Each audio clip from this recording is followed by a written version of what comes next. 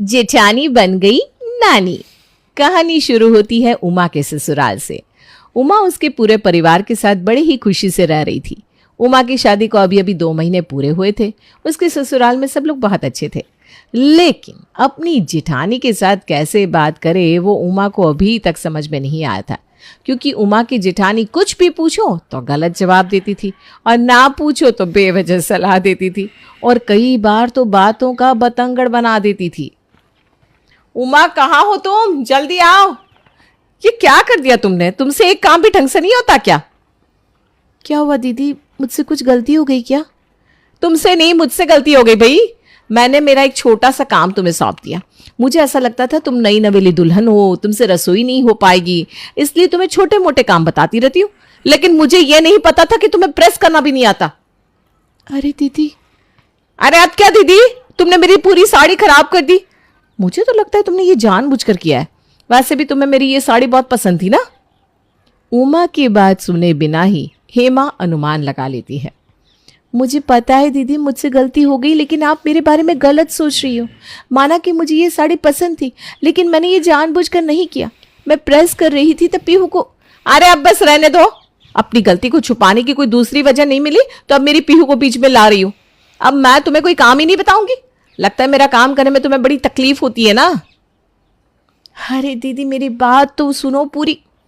अब तक दोनों बहुओं की बात दूर से देख रही शोभा उनके पास आकर उनके झगड़े की वजह पूछती है। अरे क्या हुआ बड़ी बहू, क्यों इतने जोर से चिल्ला रही हो?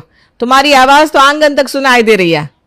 हाँ माँ जी, आपको तो मेरी ही आवाज सुनाई देगी। ये आपकी लाडली बहू है ना, ये बेचारी तो कभी कुछ बोलती ही नहीं। मेरे ही कर्म फूटे जो 10 साल पहले आपके बेटे से शादी करके मैं इस घर में आ गई। मैं मेरे बारे में कभी नहीं सोचती।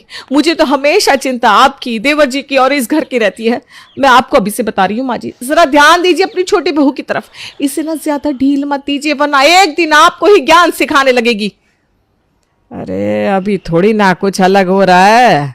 अभी तुम ज्ञान ही तो सिखा रही हो, कल यह सिखाएगी। कुछ कहा आपने माँ जी? अरे नहीं नहीं, कुछ नहीं। उमा को भला बुरा सुना के और माँ जी को बिन मांगे सलाह देकर हेमा अपने कमरे में चली जाती है। लेकिन जेठानी की कड़वी बातें सुनकर उमा की आंखों में आंसू आ जाते हैं। उमा की आंखों में आंसू देखकर शोभा कहती है, अरे बेटा उमा, तुम अपनी जेठानी की बातों को अपने दिल पर मत लो।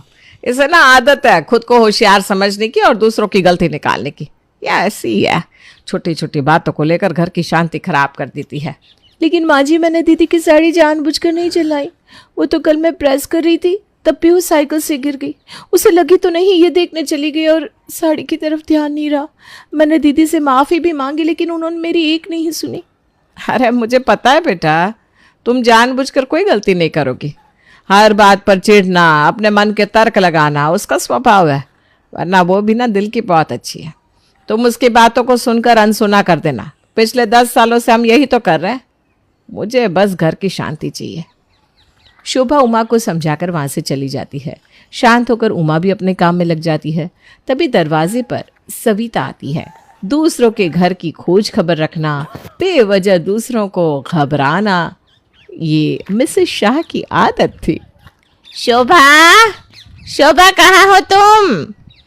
शोभा सविता को देखकर मुंह मोड़ लेती है और धीरे से कहती है, आ गई है खबर जानने। क्या है सविता, आंगन में कोई खड़ा रहे तो हमारा हॉल, अरे हॉल के सोफा तक ढंग से दिख जाता है, और तुम्हें सोफे पर बैठी हुई इतनी मोटी बुढ़िया मैं नहीं दिख रही हूँ? बेटा उमा, जरा पानी लाना। उमा पानी लेकर आती है। अरे ये क्या शोभा, नई बहू क्या आ गई? तुमने तो बड़ी बहू को रिटायर ही कर दिया। सविता हेमा के बारे में बात कर रही थी। तभी हेमा अपने कमरे से बाहर आती है और उसके कान पर सविता की बात आती है। नमस्ते आंटी जी, कैसी हो आप?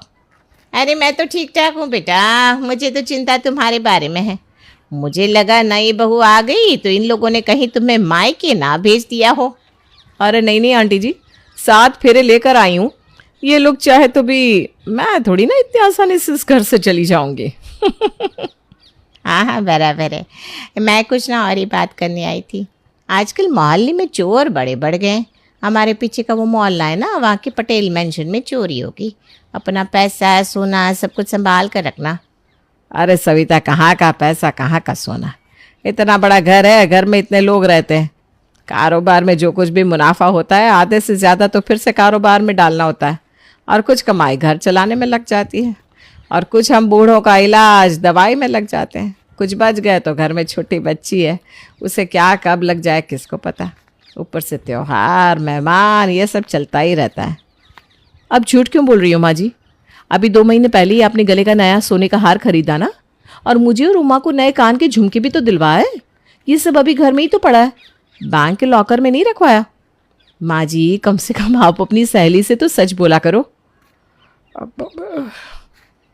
शोभा मुंह पर उंगली रखकर आंख बड़े बड़े करके हेमा को चुप करने की कोशिश करती रहती, लेकिन हेमा अपनी सास की एक बात नहीं सुनती, वो तो बस बोले ही जाती है। अरे माँ जी, अपनी सहेली से क्या छुपाना, अब हम अमीर हैं तो है बस। आपको पता है सविता आंटी, हमारे घर का रिवाज ही है, जब भी कुछ शादी ब्याह होता है ना तो हम हीरे मोती सोना चांदी ऐसा कुछ खरीद ही लेते हैं। मैं तो कहती हूँ आप भी ना ये बेटी की डॉक्टरी पर फिजूल का पैसा खर्च करने से बेहतर है ऐसी सारी चीज़ों में इन्वेस्ट कर दो। वैसे भी आपकी बेटी कितने साल से पढ़ाई कर रही है, डॉक्टर तो कुछ बनी नहीं।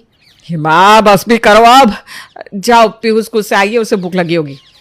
उसे भगाने से या चुप कराने से कुछ नहीं होगा शोभा। मैं यहाँ अपना समझ कर आई थी और तूने मुझे पराया कर दिया। तुम इतनी बखूबी से झूठ बोल रही हो जैसे मैं तुम्हारा सोना लूटने आई हूँ। अरे नहीं सविता, ऐसी कोई बात नहीं है। तुझे पता है ना, हेमा को बस बोलने का बहाना चाहिए, इसे हर किसी की बात में बस टांग अड़ानी होती है। अब मुझे समझाने से कोई उपयोग नहीं है शोभा। आज तूने हमारी बरसों पुरानी दोस्ती को झूठ बोलकर कलंक लगा दिया। जाती हूँ मैं। ये बोलकर सविता शोभा के घर से चली जाती है। सविता के जाते ही हेमा फिर से शुरू हो जाती है। पता नहीं माँ जी, आपको लोगों के सामने मुझे बेइज्जत करके क्या सुकून मिलता है। मैंने फिजूल की ऐसी कौन सी बात कह दी, सब कुछ सच ही तो कहा। देखो बहू, मैं तुम्हें कुछ बोलती नहीं, इसका मतलब यह नहीं कि तुम हर बार सही होती हो, और घर की आम बातें ऐसे बाहर के लोगों को नहीं बताई जाती, चाहे वो कितने भी खास क्यों ना हो। और तुम्हें सविता का स्वभाव पता है ना, उसके पेट में कुछ रहता ही नहीं। तुम्हारी ये बेवजह की दिखाई गई होशियारी कहीं तुम्हारे साथ हम सबको भी सड़क पर ना ले आए। माँ जी, इतने सालों में पहली बार आप मुझ पर गुस्सा हो गए, वो भी इतनी सी बात पर। मुझे तो लग रहा है कि आपकी मुँह से मेरी देवरानी बोल रही है। मैं तो सब कुछ सह लूंगी चुपचाप, लेकिन कहीं मेरे साथ जो खेल आप खेल रहे ना, वो आपकी लाडली बहू आपके साथ ना खेले। देखो, सतर्क रहना। मेरा काम था, मैंने कह दिया। कहाँ की बात कहाँ ले जाकर, और हर बार की तरह उमा को दोष देकर हेमा वहां से चली जाती है। बेचारी उमा सब कुछ सुन लेती है ताकि घर में शांति बनी रहे। शाम के टाइम पे शोभा सोफे पर पैर रखकर टीवी देख रही थी। उसे सोफे से उठना था लेकिन उसे तकलीफ हो रही थी। तभी हेमा बाहर से कुछ लेकर आती है। अरे उमा बेटा, इधर आना, जरा हाथ देना, आजकल ना हाथ पैर बड़े दर्द कर रहे हैं। हाँ माँ जी, अभी ठंड भी ज़्यादा पड़ रही है ना, तो शायद आपको जोड़ों का दर्द हो रहा होगा। कहाँ का जोड़ों का दर्द? माँ जी, आपको ना सुबह जल्दी उठना चाहिए, गार्डन में घूमने फिरने जाना चाहिए, भगवान की पूजा अर्चना कीजिए, तुलसी माँ को जल चढ़ाइए, फिर देखिए आपका ये सारा दर्द चुटकी में गायब हो जाएगा। मेरी माँ भी ना सुबह जल्दी उठकर यही सब करती है, और पीहू की बुक में भी ऐसा ही लिखा था। हाँ बहू, मैं कल से यही सब करूँगी। अब तुमने जो बताया उससे तो फ़ायदा ही होना है। भाई बड़ी होशियार, सुबह देर तक सोती रहती है और ज्ञान मुझे दे रही है सुबह जल्दी उठने का। हेमा वहाँ से चली जाती है और उमा शोभा के पैरों पर तेल लगा देती है। अगले दिन सुबह उमा हेमा और परेश के लिए चाय लेकर उनके कमरे में जाती है। हाय राम उमा, तुम ऐसे हमारी चाय लेकर हमारे कमरे में मत आया करो। क्या हुआ भाभी, आपको पसंद है ना आराम से बैठकर अपने कमरे में चाय पीना? अब तू भी मुझे ताने मार रही है मेरी पसंद को लेकर? अरे नहीं भाभी, मैं ताने नहीं मार रही हूँ, आपको पसंद है तो इसमें क्या गलत है। लेकिन हमारी सास को तो पसंद नहीं है ना ये। उन्हें लगेगा कि मैं तुम्हें सताती हूँ, तुम पर जुल्म करती हूँ। नहीं भाभी, ऐसा कुछ नहीं होगा। माँ जी ने कहा है कि अगर कभी कभार आपको पीहू को स्कूल के लिए तैयार करने में देरी हो जाए तो आपकी चाय मैं कमरे में लेकर आ जाऊँ। वैसे भी माँ जी तो अभी सो रही हैं। हाँ फिर ठीक है, नहीं तो मुझे कोई ज़रूरत नहीं है, मैं अपना काम खुद कर सकती हूँ। तुम्हें पता है ना मैं कितनी होशियार हूँ, घर के सारे काम कितनी आसानी से कर लेती हूँ। हाँ भाभी, मुझे पता है, आप बहुत होशियार हैं। चलो अब आ ही गई हो तो ये पीहू को लेकर जाओ। मैंने इसे नहला दिया है, बस स्कूल के लिए तैयार कर देना और इसका टिफिन पैक कर देना। हो जाएगा ना तुमसे? नहीं होता है, अगर कुछ मदद लगे तो मुझे आवाज लगा देना। पीहू जाओ, आज चाची स्कूल के लिए तैयार करेगी। हमारी पीहू को उमा से बड़ा लगाव हो गया। देखो कैसी खुश थी जब तुमने कहा कि आज चाची तैयार करेगी। इतनी छोटी सी बात पर खुश हो गई। लगता है तुमसे ज्यादा पीहू को अपनी चाची से तैयार होना अच्छा लग रहा है। ऐसा कुछ नहीं है, मुझसे अच्छे पीहू को कोई तैयार कर ही नहीं सकता। वो तो बच्ची है, उसे क्या समझ है अच्छे बुरे की। वो तो कुछ भी कहो तो चाची चाची करने लगती है। चाची की चमची कहीं की। तभी कुछ धबाक से गिरने की आवाज ड्रेसिंग टेबल की तरफ से आती है, जहां पर परेश था। परेश, इसमें इतना चिल्लाने जैसा क्या है? बस एक बैग ही तो गिरा है। ये सिर्फ बैग थोड़ी ना है, ये मेरी मेकअप की बैग है। तुम्हें इसकी कीमत भी पता है? तुमसे एक भी ठीक से नहीं होता काम। मेरा पूरा मेकअप का सामान खराब कर दिया। अरे सॉरी ना, गलती से हो गया। लेकिन तुम्हें भी क्या जरूरत थी मेरी फाइल्स के पास तुम्हारी मेकअप बैग रखने की? मेरी कोई गलती नहीं है, मैंने ठीक से ही रखा था। लेकिन चीजों को इधर उधर रखना, तोड़ना फोड़ना तुम्हारी आदत है। ये मेकअप का बॉक्स मेरे भैया ने मुझे राखी पर दिया था। वैसे भी तुम मुझे कहाँ कुछ दिलाते हो, ऊपर से मेरी सारी चीजें खराब कर देते हो। एक काम तुमसे ढंग से नहीं होता। रखो वो गीला टॉवेल भी अब बिस्तर पर रख दो, मैं हूं ना उठाने के लिए। परेश को बिस्तर पर गीला टॉवेल रखते हुए देखकर हेमा गुस्से में कहती है, अरे मुझे पता है सारे काम अच्छे से तुम कर लेती हो। हम सारे तो बस गलतियां करते रहते हैं। बाकी का लेक्चर मैं ऑफिस से आने के बाद सुनूंगा। अभी मुझे ऑफिस के लिए लेट हो रहा है। परेश ऑफिस चला जाता है और हेमा उसकी तरफ देखकर मुंह बना लेती है। शाम के समय उमा के ससुर प्रभाकर अपनी पत्नी यानी कि शोभा से गप्पे लड़ा रहे थे। परेश की माँ, छोटे से दुकान में हमने हमारा व्यापार शुरू किया था। आज जब हम हमारे बड़े बड़े कारखाने देखते हैं ना तो दिल को बड़ी खुशी मिलती है। हमें आज भी याद है आपने कैसे जोड़ तोड़ कर हमारी यह गृहस्थी बनाए रखी। क्या जी, आप भी पुरानी बातों को लेकर बैठ गए। आज जब हम ये सुख शांति, हमारे बच्चों में जो प्यार है वो सब देखते हैं तो सारी पुरानी दुखी बातें पीछे छोड़ देते हैं। हेमा किचन में कुछ काम कर रही थी, लेकिन उसका पूरा ध्यान सास ससुर क्या बात कर रहे हैं उसी तरफ था। परेश की माँ, राहुल कह रहा था कि अब कारोबार ठीक ठाक चल रहा है तो इस साल का जो मुनाफा हुआ है उससे हम कुछ प्लॉट्स खरीद के इन्वेस्ट कर देते हैं। आपको क्या लगता है, राहुल सही कह रहा है? शोभा कुछ कहे इससे पहले ही बिना पूरी बात सुने हेमा आकर बीच में ही बोल पड़ती है। अरे वाह पिताजी, जब कारोबार की शुरुआत के दिन थे तो कारोबार में परेश जी ने आपका हाथ बटाया, और अब जब कारोबार ठीक ठाक चलने लगा है, कुछ मुनाफा आने लगा है, तो आपको इन्वेस्टमेंट करने से पहले पूछना ना सही, कम से कम परेश जी को बताना तो चाहिए था। पर हाँ, क्यों बताएंगे आप? आजकल तो आपके लिए देवर जी कहेंगे वही पूर्व दिशा है। मुझे ये ठीक नहीं लगा, इसलिए मैंने कह दिया, वरना मैं होती कौन हूं आपको सलाह देने वाली। अरे बहू, तुम गलत समझ रही हो, ऐसा कुछ नहीं है। प्रभाकर ये बोल ही रहा था तब परेश और राहुल घर आ जाते हैं। दोनों के लिए पानी लेकर उमा भी किचन से बाहर आती है। अरे क्या हुआ पिताजी, लगता है आप किसी महत्वपूर्ण विषय पर चर्चा कर रहे हो। अरे कुछ नहीं बेटा, मामूली बात थी। तुम ऑफिस से अभी अभी आए हो, जरा बैठो, आराम से बात करते हैं। आप क्यों आराम से बात करना चाहते हैं आप परेश से, जब बात इतनी आगे बढ़ चुकी है? अरे क्या हुआ पिताजी, कोई परेशानी वाली बात है क्या? अरे बेटा तुम घबराओ मत, कोई बात नहीं। तुम्हें तो पता है ना कि हेमा का स्वभाव कैसा है। अब जब पकड़े गए तो वो क्या बताएंगे? सुनो जी, मैं बताती हूँ। आपकी पीठ पीछे आपके माता पिता सारी प्रॉपर्टी अपने छोटे बेटे के नाम करना चाहते हैं। अरे हेमा बेटा, ऐसा कुछ नहीं है। प्रॉपर्टी? कौन सी प्रॉपर्टी? अरे बेटा, तुमने वो इन्वेस्टमेंट के बारे में मुझसे बात की थी ना, वही। मैं तुम्हारी माँ को इस बारे में बता रहा था कि बहू ने हम दोनों की बातों को अधूरा सुनकर कुछ और ही समझ लिया। अरे भैया, वो MK रोड वाले 2 प्लॉट्स जिनके बारे में आपने मुझे पिताजी से बात करने के लिए कहा था ना, शायद वही प्रॉपर्टी वाली बात चल रही है। हाँ बेटा, वही बात चल रही थी और बहू ने बात इतनी बढ़ा दी।